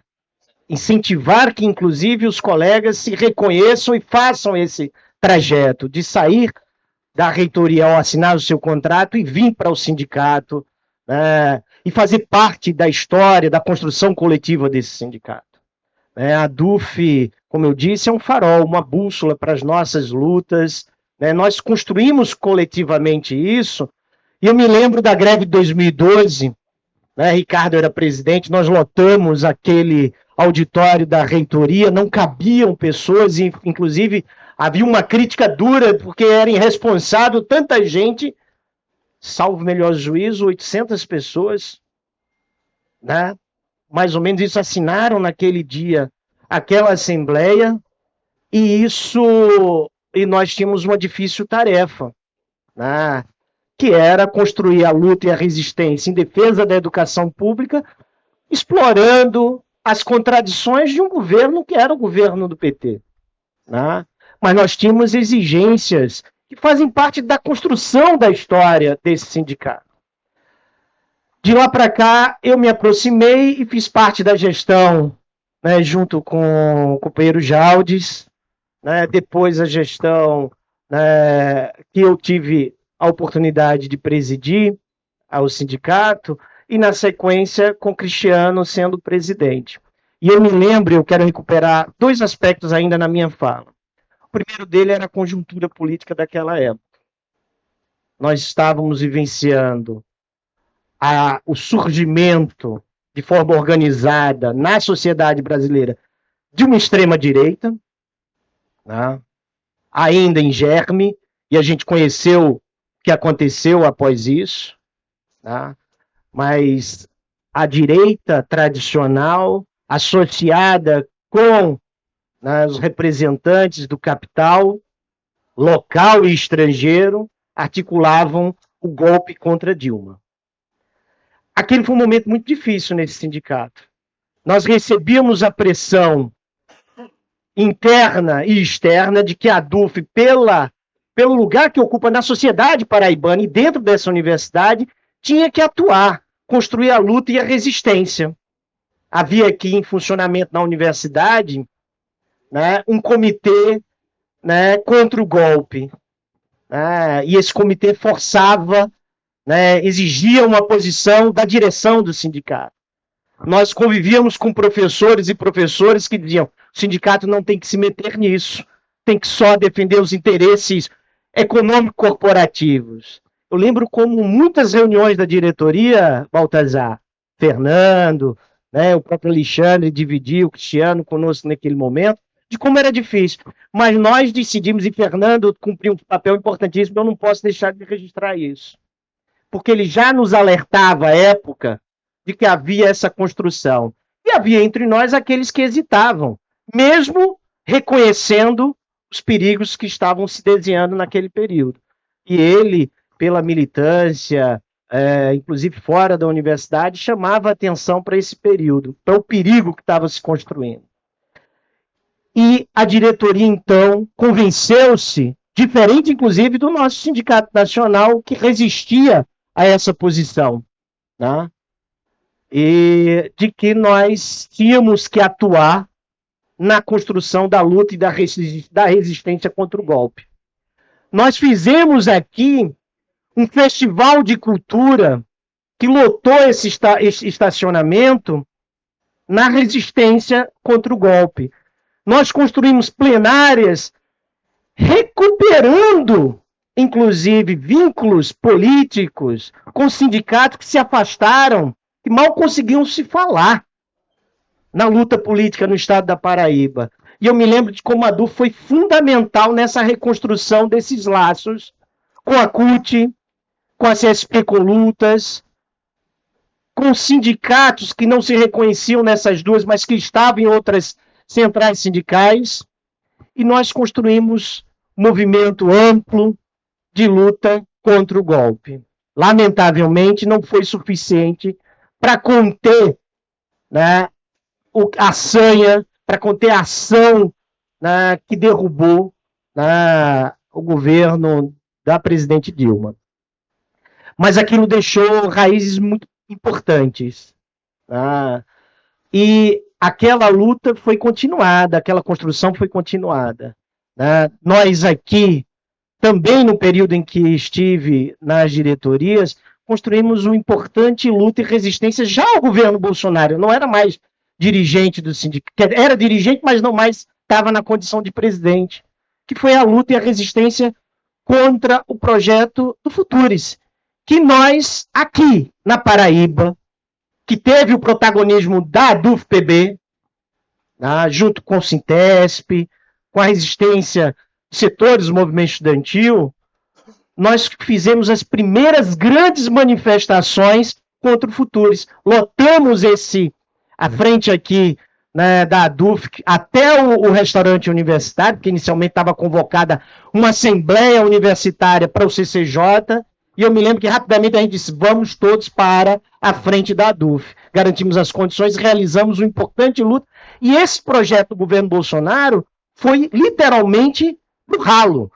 Aqui, e eu recebia muitas mensagens de companheiros do Brasil inteiro que diziam: é verdade isso que vocês estão fazendo, essas fotos são verdadeiras, vocês construíram essa manifestação, vocês conseguiram reunir os segmentos da universidade para conter, né, o projeto do Futures dentro da UFPB, tá? E isso para mim foi uma marca também importantíssima, sabe, Fernando?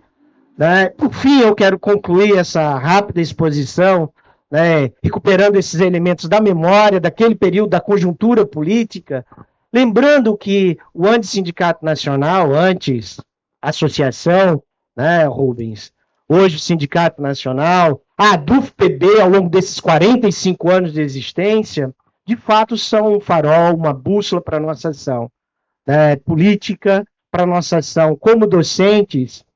E dois valores importantíssimos, inegociáveis na vida universitária, têm sido objeto da intervenção, né, e o tempo disso, felizmente, está passando, e nós estamos construindo luta e resistência, sim, né, contra a intervenção na UFPB. Mas esses dois valores que eu me refiro, a democracia e a autonomia universitárias, são dois princípios, valores, como disse, inegociáveis, e eles dão o conteúdo da construção de uma universidade pública gratuita de qualidade. Estes são valores, por isso são inegociáveis, fundamentais.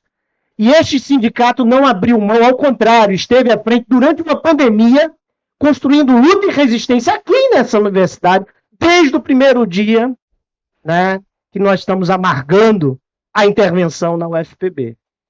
Não abriu mão de fazê-lo, convocou a categoria, convocou os segmentos dessa universidade para essa luta, para essa resistência. Tá? O resultado disso, criou-se um comitê de luta e resistência contra o golpe, elaborou-se um dossiê, esse dossiê sofre as manobras dessa universidade para que não seja analisado nas instâncias do seu sindicato, da universidade, mas nós nunca arredamos o pé de manter a luta e a resistência para retomar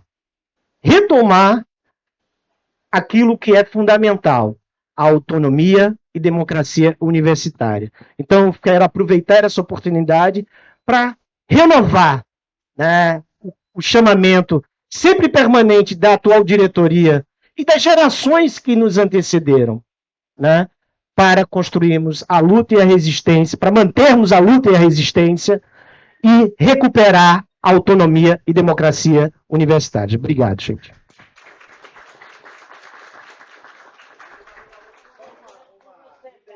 Por favor. Minha opinião não é muito importante, mas aí eu gostaria de dizer o seguinte: eu gosto muito do MBL e do Renan Santos. Valeu!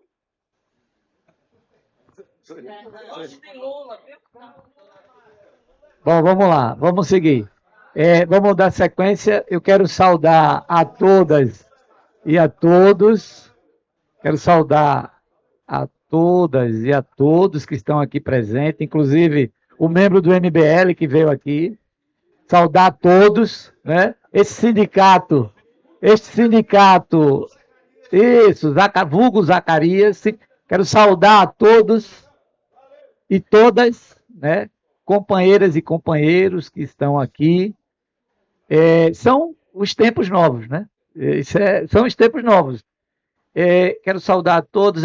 Eu fiz parte, né? Estou na diretoria atual, mas fiz parte da 33ª diretoria desse sindicato, uma chapa chamada Unidade e Luta, 18 companheiros e companheiras, que eu não vou dizer o nome aqui de cada um, mas eu quero dizer que nada do que foi feito na gestão que nós passamos foi feito individualizado, foi feito por um trabalho intenso coletivo. E nós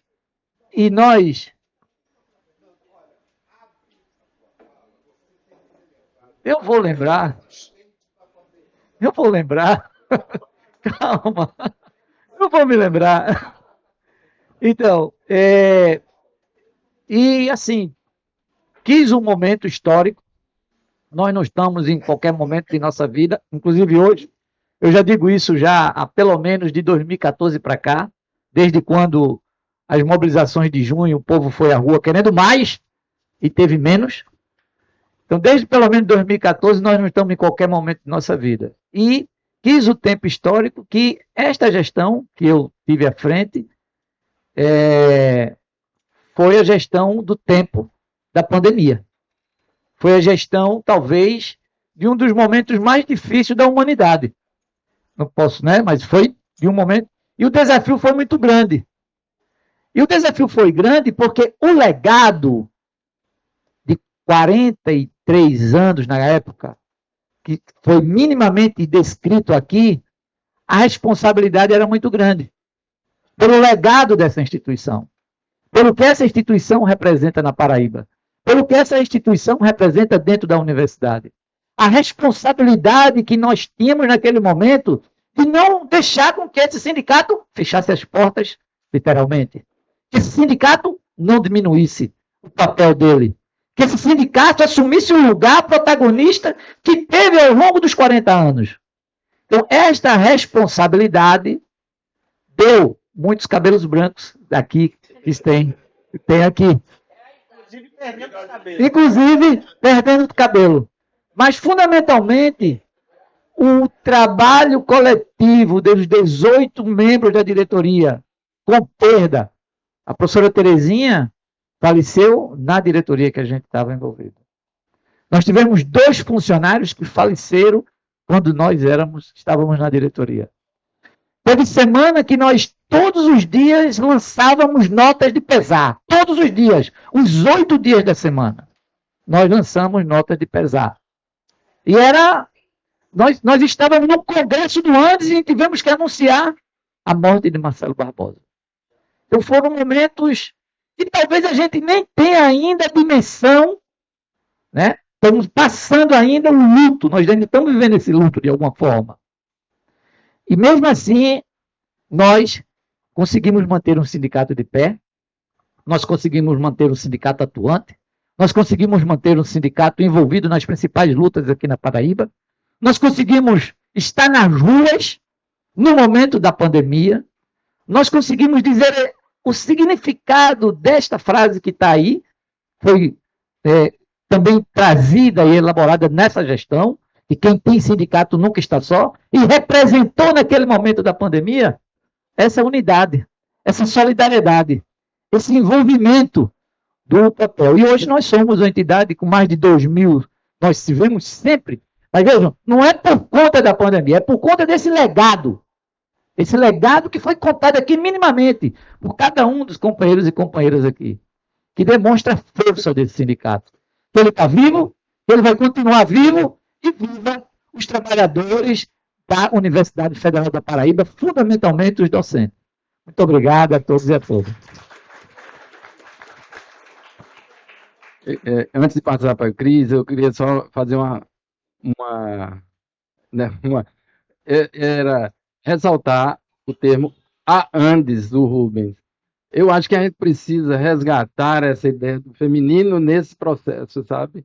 A Andes é muito bonito, é muito mais bonito que o Andes. Parabéns. Agora você tem que combinar tudo.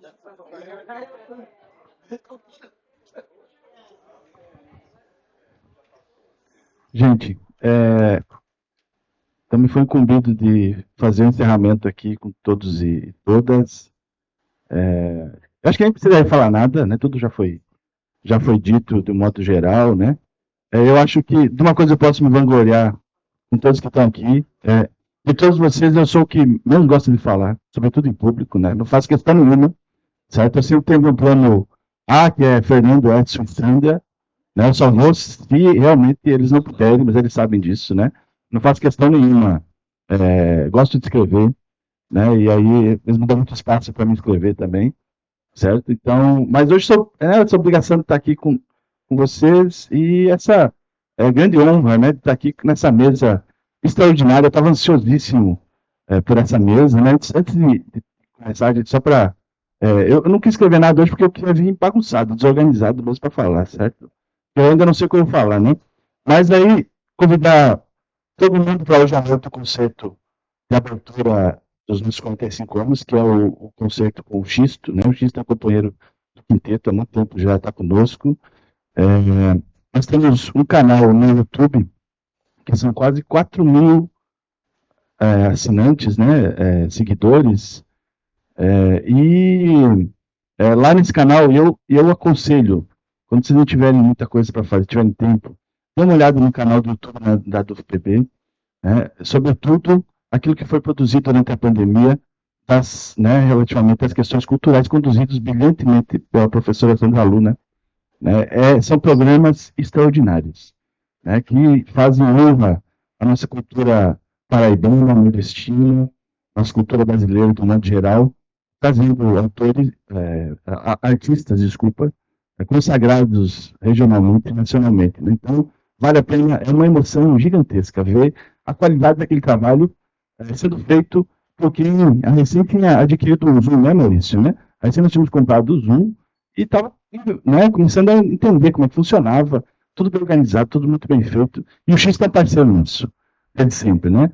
A partir também da mediação do do maestro Carlos Anísio, nosso diretor de cultura hoje, e ele vai estar nos honrando com com esse grande conceito na sala de Raimundo Feitosa.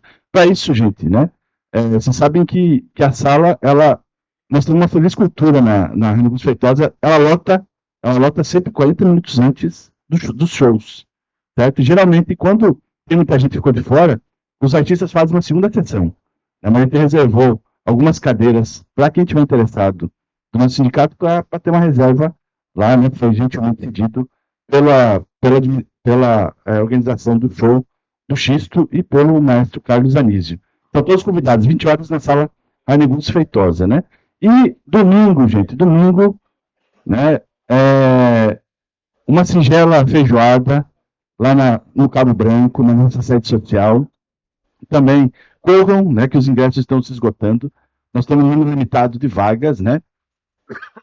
Porque o espaço é pequeno e não dá para ter mais gente do que o espaço comporta, certo? Então, uma feijoada, né? Junto com um chá de camomila no domingo, né? E para todos, né, uma musiquinha para que nós possamos, então, ter um momento festivo dos nossos 45 anos, né? Então, fechando isso, esse primeiro momento dos convites, né? Eu quero me manifestar muito rapidamente, assim como todos aqui. Primeiro, agradecer a presença de todos vocês, né, por ter aceito o convite para essa mesa. É uma grande felicidade, é uma pressão para nós também, né? Porque, de fato, o que a gente sente, gente, é que nós nunca estamos à altura daquilo que nos precedeu.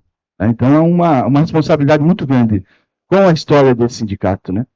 Com aquilo que a UFPB representa na nossa UFPB, na Paraíba, no Brasil, né? E dizer o seguinte, né?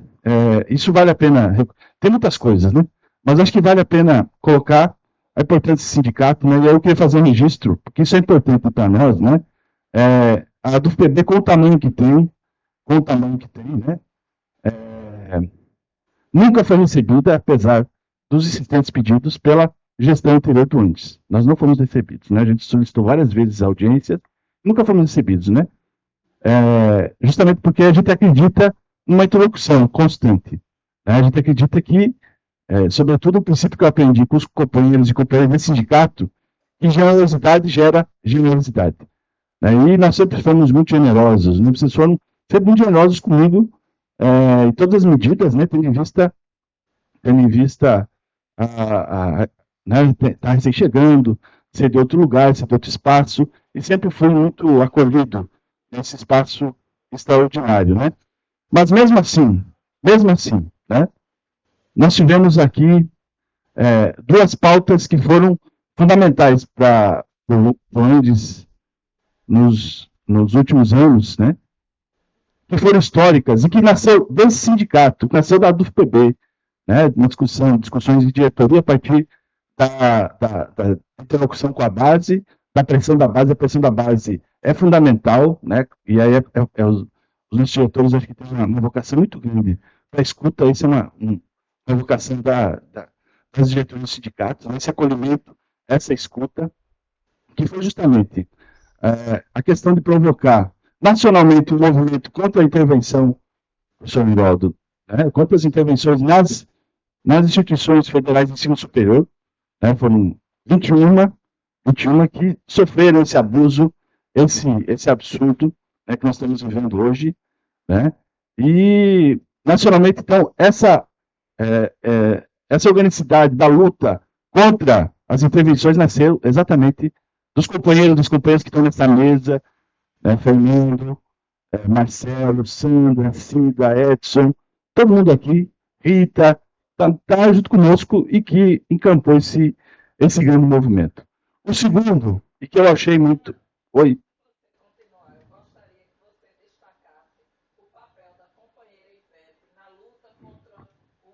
Ensino médio, e tiver aqui companheiros como Rita, como Nilza, minha querida Nilza, Joaquim. Eu gostaria que fosse dado a quem tem direito o respaldo aqui. Perfeito, professora Cida, perfeito. Registrado também, né? Essa luta contra o novo ensino médio que hoje tem um outro capítulo, né, por causa da luta dos companheiros que pautaram, tanto localmente quanto nacionalmente, esse grande embate, né? E num segundo momento, o que eu achei talvez o momento de mais ousadia do nosso sindicato, né? E aí uma posição de fato inédita e que foi provocada aqui numa assembleia, né? Algo que nós sentimos a extrema necessidade, era uma questão de vida ou morte, que foi o apoio à candidatura de Lula. Ela nasceu aqui, nesse espaço, e a partir disso nós conseguimos desencadear nacionalmente que o Andes tomasse um partido, uma decisão, né? E isso aconteceu com uma luta muito frenética, muito dura nacionalmente, né? E isso mostra exatamente o papel dessa instituição, de modo geral. É o que ela representou nos últimos anos e como ela vem atuando dentro desse novo cenário que está sendo colocado, né? Obviamente, talvez ninguém seja mais crítico da ADUF-PB do que eu, né? Eu sou muito crítico da nossa entidade, né? Aquilo que ela deixa de fazer, como poderia ter feito, muitas coisas nos entristecem, né? Gostaríamos de avançar mais aqui ou ali, e essa tristeza rapidamente é revertida em alegria quando a gente encontra os companheiros aqui, e aí cada um vai trazendo uma pauta, né, uma necessidade, uma demanda para nós e nos oxigena. Nós vamos empenhando, então, mais um dia de luta dentro da nossa instituição, né? E aí eu acho que a questão fundamental, né, professor Fernando? Só existe, isso é uma crença absoluta minha, né? Hoje só existe ainda uma universidade pública, né? Por mais que ela ainda não seja ideal, não tenha as condições de permanência para os nossos estudantes que nós gostaríamos, nem as condições de trabalho que nós imaginamos para os companheiros, para as companheiras, os docentes que estão lá na sala de aula, né? Eu que trabalho apenas questão teórica, mas tem os colegas que estão sujeitos a questões de periculosidade, de insalubridade, né? Então, existem várias particularidades dentro da UFPB e que todas mostram exatamente aquilo que nós vemos nos últimos anos, que é uma precariedade imensa do trabalho docente, em todos os sentidos, né? E essa precariedade também, ela se reflete na nossa forma de nos organizar nesse ponto. Então, nós estamos vendo uma crise do ponto de vista sindical, né? Um certo encolhimento dos sindicatos. Mas a ADUF, ela se mantém firme nesse propósito, né? E aí eu tenho a crença absoluta de que essa universidade, ela só existe como universidade pública, ainda nas suas condições, porque nós temos um sindicato do tamanho da ADUF-PB. Por causa da luta que todos e todas empenharam, né, se colocaram durante esses últimos anos para manter exatamente esse serviço, esse bem, essa cidade universitária de pé, né? E para encerrar o seguinte, né? Nós tivemos aí, quando chegou um morador novo dentro da UFPB, né, que se dizia legitimado, mas é um baita do interventor, ele tentou mandar um morador antigo embora, né? Mas eu estou percebendo que esse morador novo está para sair, né? Está para sair logo, certo? E é nosso papel garantir que nós tenhamos as melhores eleições que nós já tivemos dentro da Universidade Federal da Paraíba, né? Nós temos que nos empenhar nessa tarefa de dar conta das eleições as melhores possíveis, para que nós tenhamos novos ares, um novo oxigênio, né, e uma nova condução dessa universidade. Esse sindicato faz parte dessa luta. Então, em nome da nossa diretoria executiva, em nome dos nossos funcionários, obrigado, Celinha, por ter aceito essa tarefa, né, aqui conosco, né, em nome de todos os nossos colaboradores, de toda a comunidade que faz parte desse sindicato, que não é pouca coisa. Eu agradeço imensamente de coração a presença de todos e todas e convido a nos manter, né, nessa luta, que ela é diária e que precisamos, todos e todas aqui, juntamente conosco. Obrigado, gente. Obrigado mesmo. Professora Sandra?